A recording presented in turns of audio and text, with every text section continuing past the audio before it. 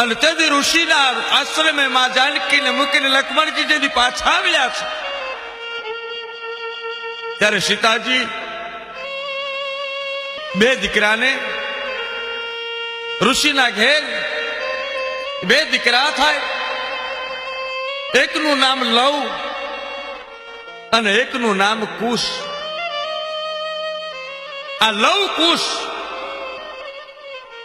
અને માં જાનકીના કહેવાય છે કે બે દીકરા લવ અને કુશ. લવ ઉપરથી લેવા પાટીદાર બન્યા છે અને કુશ ઉપરથી કુશના વંશજની માલપા. જ્યારે કહેવાય છે કે કુશ ગાદી આવ્યા અને કુશ પછી કઈક પેઢીઓ જઈને એ પેઢીની માલપા કુર્મી ઋષિ થયા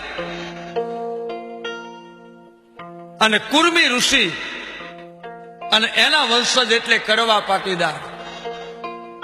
પાટીદાર શબ્દ કેમ પડ્યો? કુર્મી એટલે કુર્મી ઋષિના વંશજ. કોઈ કાનબી કે છે, કોઈ કણબી કે છે, કોઈ કુર્મી કે છે. પાટીદારની આ ઉપનામ ઉપશાખાઓ છે. પણ ધરતીના દીકરા છે, ખેતી સિવાય બીજું ઉજળ નહીં. કહેવાય છે કે પટેલનો દીકરો. પટેલ કેમ કહેવાનો? ગાયકવાડી સરકારની માલિપા, ગામની માલિપા, જેનું પંચ કહેવાય છે કે માથું મોટું હોય અને વાંચડાયો માણસ હોય ને એમાં પટેલ સમાજ, કણબી સમાજની માલિપા એને પટલાઈ સોંપીને માટે પટેલ કહેવાના. અને પંજાબના પ્રાંતમાંથી આવ્યા ગુજરાતમાં, ગુજરાતમાં આવી અને જમીનના પટ્ટા લઈને જેને ખેતી કરી એટલે જમીનના પટ્ટા જેને ખેડાય એનું નામ પાટીદાર પડ્યું. અને કડવા પાટીદાર વાત એટલેથી અટકતી નથી.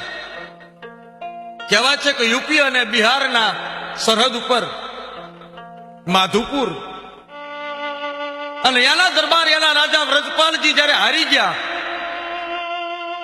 વ્રજપાલજી હારી ગયા છે અને પોતાની માનું પિંડદાન કરવા માટે જયારે સિદ્ધપુરની અંદર આવ્યા, સરસ્વતીના કાંઠે આવ્યા છે અને વ્રજપાલજીએ પોતાની માનું શ્રાદ્ધ કર્યું, તર્પણ કર્યું અને પછી સરસ્વતીના કાંઠે માં ઉમાનું સૌથી પહેલું મંદિર બનાવ્યું છે.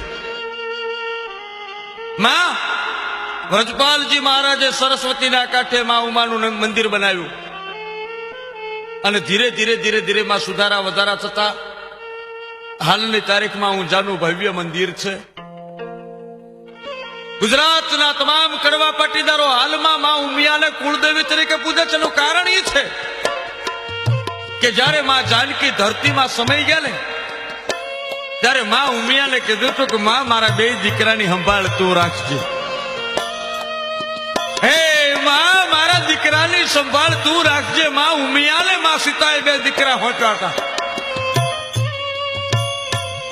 એમાં બન્યું એવું કે લેવા પાટીદાર ઉમિયા માતાને કુળદેવી તરીકે પૂજતા બંધ થઈ ગયા. પણ કડવા પાટીદારના દીકરા ઉમિયાને ભૂલ્યા નથી અને એમણે આજની તારીખમાં પણ પોતાની કુળદેવી તરીકે ઉમિયાને જ રાખ્યા છે. એવી માં ઉમિયાની કહેવાય છે કે એક જ્યાં અસીમ કૃપા થાય અને પાટીદારનો દીકરો, કડવા પાટીદારનો દીકરો, એને કોઈ દી ગરીબી આટો ન મારે. પટેલનો દીકરો ગુજરાત નહીં પણ ગુજરાતની બહાર જાય તો કડવા પાટીદારનો દીકરો હાથ દરિયા પાર બેઠો હોય ને તોય માં ઉમાનું રટણ ચાલુ હોય.